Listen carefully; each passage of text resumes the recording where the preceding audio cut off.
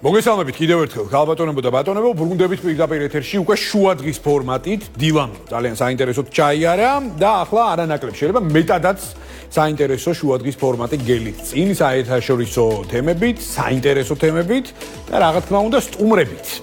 გადაცემას დავიწყებთ ძალიან მნიშვნელოვანი თემით, რომელსაც ჩვენი გუნდი ძალიან დიდი ხანი ამზადებდა და შესაძლოა ჩვენი მაყურებელიც ძალიან დიდხანს ელოდა ამ რეპორტაჟს და მე კიდევ ერთხელ მინდა ჩემს წინა სიტყვაობაში ვახსენო ის საერთაშორისო წარმატება, რომელსაც ქართულმა ბიზნესმა მიაღწია. მოდი ცოტა შორიდან მოვყვები და გეტყვით კიდევ ერთხელ ფოკუსში მოვაქცევ გუანჯოუს ავტოშოუს, რომელიც გასულ წელს ჩატარდა 2025 წლის ბოლოს და რამდენიმე მიზეზის გამო იყო ეს ავტოშოუ ძალიან მნიშვნელოვანი და საინტერესო. ჯერ ერთი იმიტომ, რომ ჩინურმა გლობალურმა კონცერნებმა საკუთარი ინოვაციები, ტექნოლოგიები და ახალი საავტომობილო გარღვევები წარადგინეს ერთ-ერთ ყველაზე დიდ შოურუმში ალბათ სოფლიოს მასშტაბით. მეორე ნაწილი ამ ყველაფერს დაემთხვა გლობალური ბრენდის JAC Motors-ის 50 წლის იუბილე და მოგეხსენებათ JAC Motors ყავს საქართველოში ოფიციალური წარმომადგენელი 15 წელზე მეტია და ეს ოფიციალური წარმომადგენელი არც მეტი არც ნაკლები სენა ავტოა. შესაბამისად სენა ავტოს მენეჯმენტიც ოფიციალური საპატიო მიზეზით მიწვეული იყო აღნიშნულ ღონისძიებაზე. ღონისძიების აჯენდა რამდენიმე მიმართულებად იყო დაყოფილი. ერთი იყო თვითონ ამ შემთხვევაში ბრენდის დაბადების დღე, ბრენდის იუბილე, რომელიც ძალიან საინტერესო პრიზმაში წარიმართა. მეორე ნაწილი კი ეს გუანჯოუს ავტოშოუ იყო. მესამე ნაწილი კი მთლიანობაში ლუფტი, რომელიც სენა ავტოს წარმომადგენლებმა ძალიან კარგად გამოიყენეს და წარმართეს რა საერთაშორისო შეხვედრები. ასევე კიდევ ერთხელ გაამყარეს, ხაზი გაუსვეს და სამომავლო ურთიერთობების დაგეგმეს ძალიან ბევრ სოფლიოში ცნობილ ავტოგიგანტთან. და აი ამ ყველაფერზე უკვე დღეს გადაცემაში დეტალურად ვისაუბრებთ გადაცემის სტუმრებთან ერთად. მე მინდა მივესალმო განჰოლდინგის დამფუძნებელს, ბატონ გია ალიხანაშვილს, მოგესალმებით, ძალიან დიდი მადლობა თქვენი დროისთვის და ასევე სენა ავტოს წარმომადგენელს, ბატონ პაატა ჩაბოძეს. პაატა, მოგესალმებით, ასევე ძალიან დიდი მადლობა თქვენი დროისთვის. მე მქონდა პატივი ბატონებო, რომ ჩვენ სამივე ერთად ყოფილიყავით ჩინეთის სახალხო რესპუბლიკაში და გულწრფელად ვამბობ ამას და აი ამ ემოციებს მე უკვე მაყურებელი ჩვენს მიერ მომზადებულ რეპორტაჟშიც ნახავს, მაგრამ ჯერ მე მინდა რომ კიდევ ერთხელ აი საქმიანად მიმოვიხილოთ ის ძირითადი კომპონენტები და ძირითადი მიმართულებები, რაც მთლიანობაში ჩინეთის სახალხო რესპუბლიკაში დაგროვდა და დაგენერიდა, იმიტომ რომ მართლა სრული ემოციით ვამბობ ამ ყველაფერს. ბატონო გია, მე ახლა წინა სიტყვაში ვახსენე და ვეცადე, ყოველ შემთხვევაში გადმოვეცა ის შტაბ-ეჭდილებები, ჯერ ერთი ის რომ JAC Motors-მა 50 წლის იუბილე აღნიშნა, მეორე რომ მას საქართველოში და რეგიონში ყავს საიმედო პარტნიორი სენა ავტოს სახით და შესაბამისად გეგმები და მიზნები არის ძალიან მრავალმხრივი და ძალიან შორსმიმამარი. მე მინდა პირველი კითხვით გადმოვიდეთ თქვენთან და კითხოთ ემოციებზე და შტაბ-ეჭდილებებზე, რა შტაბ-ეჭდილებებით დავბრუნდით რეალურად ჩინეთიდან. გიზმეთ ყურადღებით. დიდი მადლობა მოწვევისთვის პირველ რიგში. იკითხავთ ალბათ ხალხი იკითხავს ალბათ რატო დავაგვიანეთ ეს სიუჟეტი. მაგრამ ყველაფერი რაღაცა ისე კარგად დაემთხვა, რომ დღეს თემატური დღე გვაქვს. ჩინური ახალი წლის დადგომა და მინდა ყველას მიულოცო, ჩვენ მეგობრებს ჩინეთში და ნუ ვინც აქ ვინც არიან, ყველას ჩინური ახალი წელი ნამდვილი ახალი წელი ახლა იწყება იმათთვის და მთელი ჩინეთი სხვათა შორის ახლა 2 კვირა ისვენებს ვინც არის ის რო იცოდეს. 2 კვირა ისვენ გვაჯობეს აშკარად.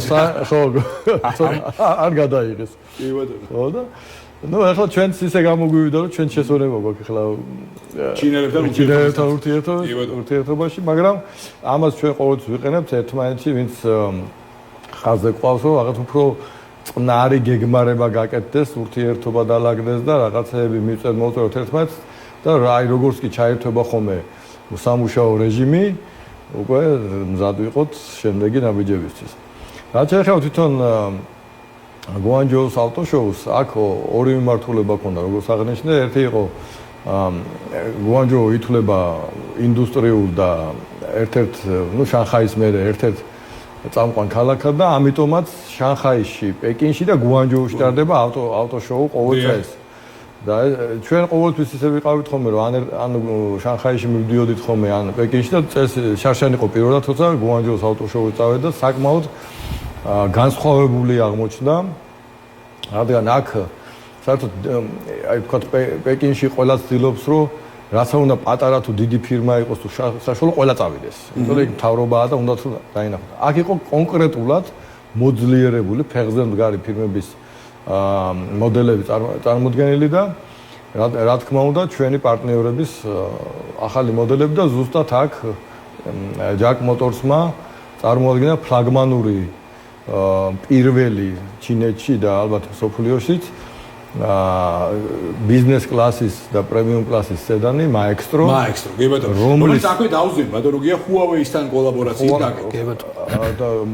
ესე მიდის ახლა PR-ით Huawei S800 Jack-თან კოლაბორაციით დამზადებული და ეს Maestro-ს ხაზი განვითარდება სხვადასხვა მოდელებით. ეს იყო აი პირველი Guangzhou-ს სენსაცია, რომ ნახოთ კიდევაც ხალხმა YouTube-ში არის ძალიან ბევრი ვიდეოები, რომ ეს იყო ერთ-ერთი დიდი წარმატება ჩინური ავტომწარმოებლების, კონკრეტულად Jack-ის და Huawei-ის, რადგან ესეთი მოდელი არ დამზადებული. კი ბატონო. თან მქონდა პატივი რომ გაგვეტესტა ეს ავტომობილი. დაგიბრუნდებით ბატონო გია, ბატონ ბადასთან მექნება ეს კითხვა ხა, რადგანაც თქვენ შეეხეთ ზოგადად Maestro-ს თემას. და აქვე აღსანიშნავია ის ფაქტი, რომ ანუ Huawei-სა და Jack Motors-ის ერთობლივი კოლაბორაცია, რაც ნიშნავს იმას, რომ Jack-ი აღიჭურვა Huawei-ის აუდიო სისტემებით, ტექნოლოგიური სისტემებით და ანუ მთელი რიგი ტექნოლოგიური გარღვევებია ამ მიმართულებით. ბატონო ბადა, მე მინდა გითხოთ ამ შემთხვევაში ერთის მხრივ ამ კოლაბორაციაზე და მართლაც გამორჩეული ვარსკვლავი იყო თლიანად Guangzhou-ს მარგალიტი იყო. და აი მე მინდა რომ უფრო მეტი ტექნოლოგიური დეტალიც, ტექნიკური დეტალიც და მათ შორის ესეც ხაზგასასმელია ვისთან შედის კონკურენციაში, არც მეტი არც ნაკლები, ანუ ეს არის ფაქტიურად Jack Motors-ის შებიჯება პრემიუმ კლასში. პრემიუმ სეგმენტში შებიჯება. მოგესალმებით კიდევ ერთხელ ბატონო სანდრო, ნამდვილად ეს ავტომობილი აი თლიანი მარგალიტი იყო, თქვათ ამ ავტოშოუს. ეხლა Guangzhou-ს ავტოშოუ როგორც მოგეხსენებათ, იმის გათვალისწინებით რომ ჩინეთი ძალიან დიდი მოთამაშეა ავტომწარმოებლების უკვე ბაზარზე. Guangzhou-ს ავტოშოუც არის ერთ-ერთი ძლიერი ავტოგამოფენა და მნიშვნელოვანი ავტოგამოფენა. ამ ავტოგამოფენის მთავარი გმირი ამ შემთხვევაში იყო Jack Maestro, რაც იმას ნიშნავს ფაქტიურად, რომ Jack-მა შეაბიჯა ტექნოლოგიურ სამყაროში და საერთაშორისო გამოწვევებს უპასუხა ამ ავტომობილით. წარმოიდგინეთ ორი გიგანტი ავტოსფეროსა და ტექნოლოგიების გიგანტი შეერწყმა ერთმანეთს, რომელმაც წარმოადგინა პრემიუმ კლასის ავტომობილი, ეს არის სუპერ ლაქშერი კლასის ავტომობილი, რომლითაც Jack-მა თქვა, რომ გადადის ფესენჯანო სამგზავრო მიმართულებით, გადადის დიდ ნაბიჯდღავს ამ მიმართულებით რა. მან წარმოგვიდგინა ეს ავტომობილი აღჭურვილი AI-ით, ანუ ხელოვნური ინტელექტით, რომელიც დაცვის სისტემებით აღჭურვილია და ფაქტიურად გამოწვევას წარმოადგენს უკვე სხვა ავტომწარმოებლების მიმართ, დაეწიონ ამ ავტომობილს და ფაქტიურად გარღვევა მოახდინა ამ ავტომობილმა ავტოსფეროში. ჩვენ მქონდა შესაძლებლობა თვითონ ვიმგზავრეთ ამ ავტომობილით და შევეხეთ ამ ავტომობილს, როგორი ავტომობილია, თვითონ გავტესტეთ და ნამდვილად ახალი სიტყვა საერთოდ ჩინურ ავტომწარმოებაში ეს ავტომობილი. რაც შეეხება Jack Motors-ის სამოდელო ხაზს, გაგვაოცეს ჩვენმა პარტნიორებმა, იმიტომ რომ დაგვახვედრეს კიდევ ერთი ბიზნეს კლასის მინივენი, რომელიც თავისი კონფიგურაციით, თავის ტექნიკური მახასიათებით ერთ-ერთი საუკეთესოა, რომელიც უკვე იყიდება სენა ავტოს შოურუმში დგას ეს ავტომობილი და შეუძლია შეიძინოს ჩვენმა მომხმარებელმა. ჩვენ Guangzhou-ს ავტოშოუ რატო არის კიდე გამორჩეული? გარდა იმისა, რომ რაც არის ადგილზე ის ნახოდა, ამას პლუს სად იქნება ავტოინდუსტრია და სად იქნება ჩინური ავტოწარმოება, თქვათ 1 და 2 წლის მერე ესეც ძალიან კარგად ჩანს და ჩვენმა პარტნიორებმა წარმოგვიდგინეს ფლაგმანური ორი კიდევ მოდელი, რომლის კონცეფტიც ვნახეთ და რომელიც სულ მალე, ასე ვთქვათ, გაყიდვაში იქნება და ხელმისაწვდომი იქნება ჩვენი მომხმარებლისთვის საქართველოშიც. დიდი მადლობა ბატონო ბადა, დაგიბრუნდებით აუცილებლად ბატონო გია. ესე იგი მე შესავალში ვახსენე სპეციალურად, რომ ანუ ერთი იყო თვითონ Guangzhou-ს ავტოშოუ, მეორე იყო ამ შემთხვევაში პრეზენტაცია და თვითონ Jack Motors-ის 50 წლის იუბილე და მესამე იყო უკვე საქმიანი შეხვედრების ველი, რომელიც უშუალოდ უკვე თქვენი იგივე წარიმართა. შესაბამისად, ეხლა მე მინდა კითხოთ, იმიტომ რომ ორ საკმაოდ მსხვილ მოთამაშესთან ჰქონდათ იქ შეხვედრები. ამასაც ნახავს ჩვენი მაყურებელი რეპორტაჟში და სანამდე რეპორტაჟს დავაანონსებთ. მანამდე მე მინდა კითხოთ თვითონ იმ შეხვედრებზე და იმ ლათინურად ვიტყვი მაინც ნეტვორკზე, რომელიც დაამყარეთ უშუალოდ Guangzhou-ში, აი რა ძირითადი საქმიანი ვექტორები მოიხაზა და რას ველით უკვე ქართული ბაზრის ჭრილში. კი ბატონო, Jack-ის 50 წლის, თვითონ Jack Motors-ი არის 60 წლის კომპანია, უფრო მეტიც. მაგრამ 50 წელი არის, როცა მათ დაიწყეს ექსპორტზე მუშაობა, საერთაშორისო მასალაზე. მანამდე ჩინეთის ბაზარზე მუშაობდნენ და აი პირველი გასვლებოდა და ამიტომ გაუშვეს ხაზი, რადგან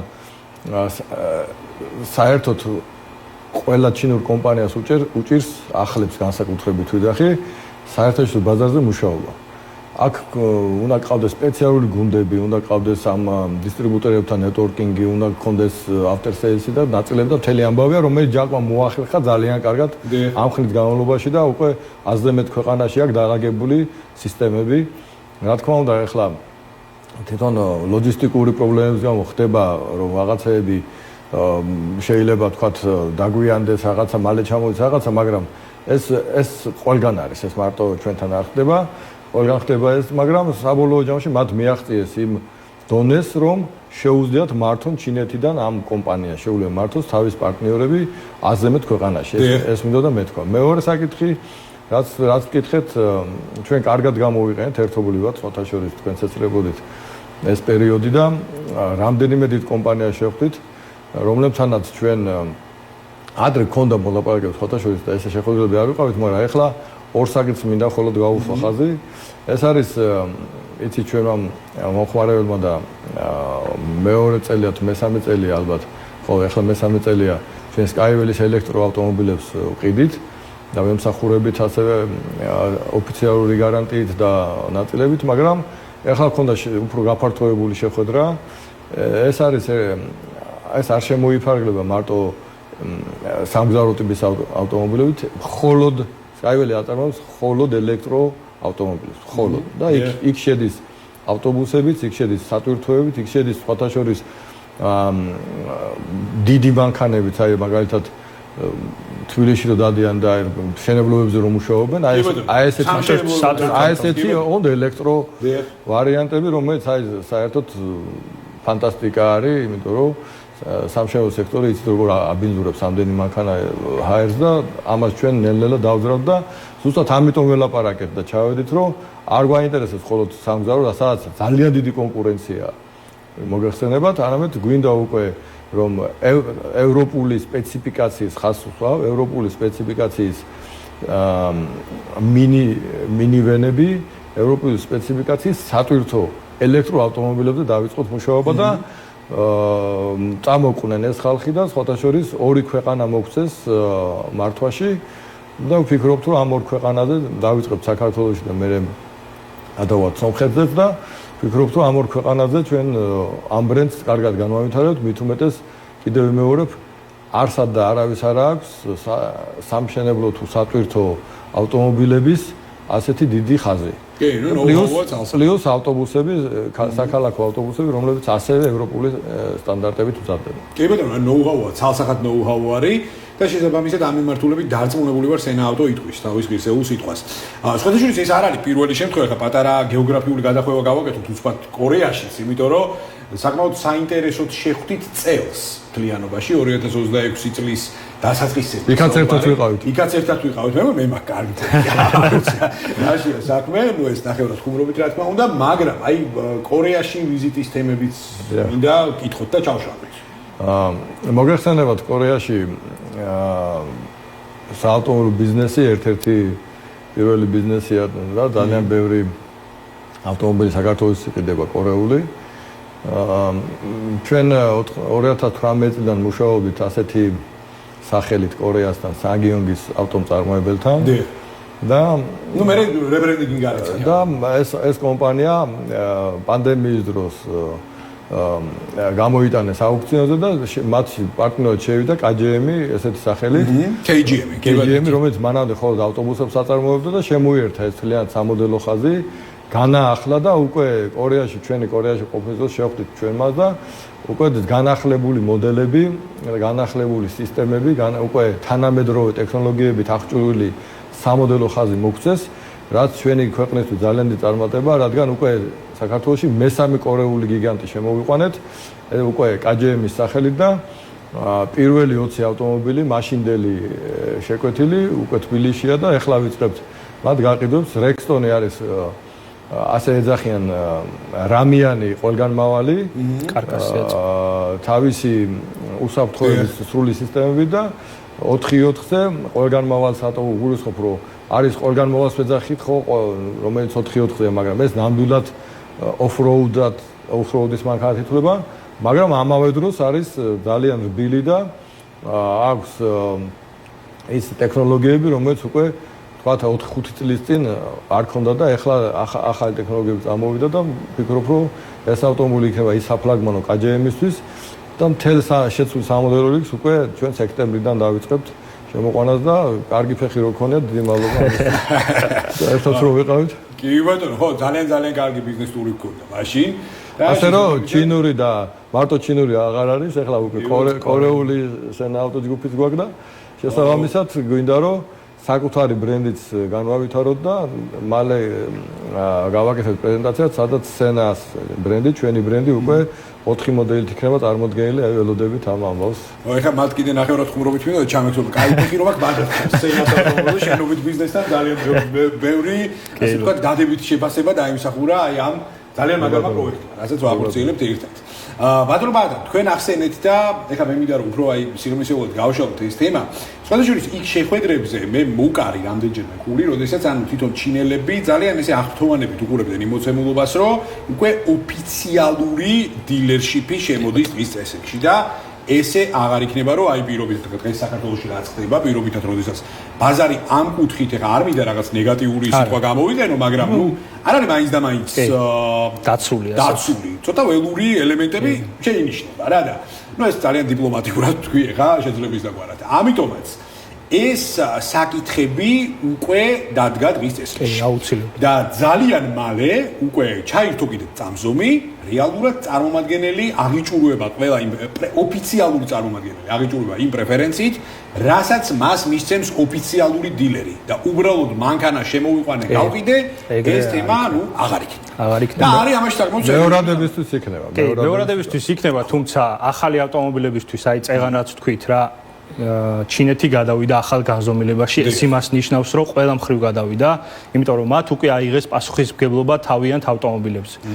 ეს რას ნიშნავს, რომ ველური პირობებია, როგორც თქვენ ახსენეთ და ქაოტური ბაზარი უნდა დაალაგდეს, რომ რეგულაცია დაწესდეს და ბრენდის იმიჯი არ შეილახოს რეალურად, იმიტომ რომ ვერავინ ვერ გაიგებთ, ვინ ყიდდა და ვინ ყიდულობდა ამ ავტომობილის საბოლოო ჯამში მომხმარებელი გამოდიოდა, რომ გარანტიის გარეშე რჩებოდა, გაყიდვების შემდგომი მომსახურება სტანდარტების მიხედვით ზოგს საერთოდ არ ქონდა, ზოგს სტანდარტების მიხედვით არ ქონდა, რომელიც ბრენდის იმის საბოლოო ჯამში ცუდად ურტყავს, ასე ვთქვათ.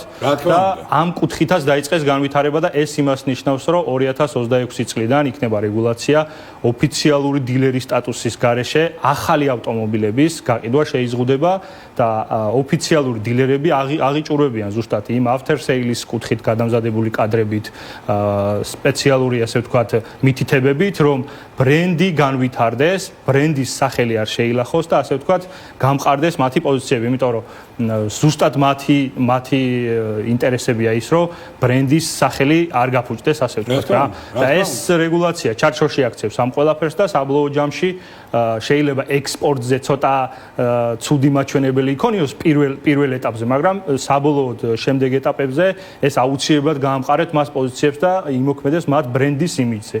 რაც შეეხება მეორედ ავტომობილებს, კი ბატონო, აქვს იქ რეგულაციები სპეციალური, რომლის მიხედვითაც მეორედი ავტომობილების ექსპორტი შესაძლებელია, თუმცა მომხმარებლის დონეზე რო გავიაზროთ, ყიდულობს მეორადს და კი ბატონო, პასუხისმგებლობას იღებს შენ თვითონ შენ თავზე. რეგისტრირებული უნდა იყოს ჩინეთში. ეგ აუცილებელია კიდევ რეგისტრირებული უნდა იყოს. კი ბატონო, მადლობა ბატონო ბატონო. ჩვენი საუბრის ბოლოს ბატონ გიასთან მეკნება კითხვა და ამასთან დაკავშირებით სხვადასხვა მიმდინარე კვირაში საკმაოდ ვრცელ დისკუსიას მოვაწყობთ და ძალიან გაგვახარებთ თუ იქნებით ჩვენი გადაცემის სტუმარი. მთავრობის მიერ ინიციირებულ საკითხები და ძალიან მოკლე შეფასება გთხოვთ. საუბარი ეხება 6 წლამდე ვადიანობის, ბოდიში 6 წელზე ზევით ვადიანობის ავტომობილების საქართველოში შემოყვანას და გამბაჟების აკრძალვის კომპონენტს. აი ეს ნაწილი რა გავლენას მოახდენს ქართულ ბაზარზე? ძალიან მაინტერესებს თქვენი აზრი და მე აუცილებლად ეს თემა მიმდინარე კვირაში გავშევ. კი ბატონო, საკმაოდ მოულოდნელი იყო პირდაპირ ვიტყვი ამას. მე არ ვიცი ესე სტრაფი გადაწყვეტილება რამ გამოიწვია, მაგრამ ყველაფერს აქვს თავის პლუსი და თავის მინუსი, ხო? ახალი, რა თქმა უნდა, აი პლუსებზე რო ვილაპარაკო, რა თქმა უნდა, ძალიან კარგია ბაზრის გაჯანსაღება. ეხლა 5%-მდე ადამიანს ყავს ახალი 6 წლამდე ავტომობილი, ნუ 3-4 წლის თქვა ეს ახალსაც ვეძახით რა. ეს რაზე მიუთითებს, რომ საკმაოდ შეზღუდულია ეს მოძველებული ავტომობილი. ეს ახალი ავტომობილების მთლიანი ბაზარი შეზღუდული. ძალიან ბევრია მეორადი. დიახ. რამ გამოიწვია ესე იგი ხელმისაწვდომობამ გამოიწვია რომ მეორადი უფრო ბევრია. ხელმისაწვდომობა რას ნიშნავს? ხელმისაწვდომობა ნიშნავს რომ ახლის ფაში ყიდულობენ ძალიან ძვირიან ავტომობილებს, მაგალითად თუ საერთოდ კორეული და ჩინური რო ავიღოთ, იაპონურიც ალბათ 25000-იანი ავტომობილი, რომელიც არის საშუალო კლასის, იგივე ფაში შეგიძლია პრემიუმ მანქანა იყიდო, ოღონდ მეორადი. კი ბატონო. აი ამ შემთხვევაში არჩევანი ყოველთვის კეთდება პრემიუმზე, მაგრამ რამდენიმე წლის იყოს, მაგრამ პრემიუმი იყოს, ეს მომხმარებლის სტატისტიკა ესეთია და თუ გადავხედავთ ბოლო დროს ისედაც ამერიკიდანაც და ევროპიდანაც წამოყვანილი მანქანა თუნდაც იაპონიიდან სხვათა შორის აღარც კი ადიოდა 4 წელი, ყველა ცდილობდა რომ ცოტა დარტყმული ან დამტრეული ყოფილიყო, მაგრამ ახალი ყოფილიყო 2-3 წლის და ეს ტენდენცია წამოვიდა ამ ბოლოს. ჩვენ ახლა Honda-ს ვაკვირდებით, ის Honda წარმომადგენლებს ვარ და რომ ჩვენთან რომ შემოდიან უკვე 10 წლის მანქანა აღარ შემოყავთ. შემოყავთ 2 წლის, 3 წლის მირტმული, მაგრამ მოხდები. ესე იგი ეს ტენდენცია არის აქაც. ეხლა ეს ყველაფერი დადებითია და როგორც ეკოლოგიურისთვის და მაგრამ უარყოფითი რაშია, რა შეიძლება მოხდეს. მე ზუსტად ალბათ დრო გამოაჩენს, მაგრამ აი ეს იმ ხალხს, რომელსაც თქვა ახლის ყიდვის საშუალება არ აქვს, მაგრამ დღეს ყავს მეორადი, ის უფრო დიდხანს ამ ავტომობილით. და აღარ იფიქრებს ჩანაცვლებას, რადგან უკვე ამერიკაშიც კი გაძვირდა ეს მეორადი მანქანები და აი აქ მოხდება რაღაცა რთული მიქსი და ბაზარი ალბათ გადაეწყობა, რომ კარგი იქნება თუ გადაეწყობა, რომ ადამიანებს მიეცეთ შესაძლებლობა ახალი მანქანის ყიდვის და ამხელა პროცენტები არ იყოს ახალი მანქანის ყიდვის დროს, გინდათ ლიზინგებში, გინდათ ბანკებში და უფრო ნაკლები პროცენტი იყოს, მაშინ ადამიანებს გაუადვილდებათ, მათ შორის კომპანიებს.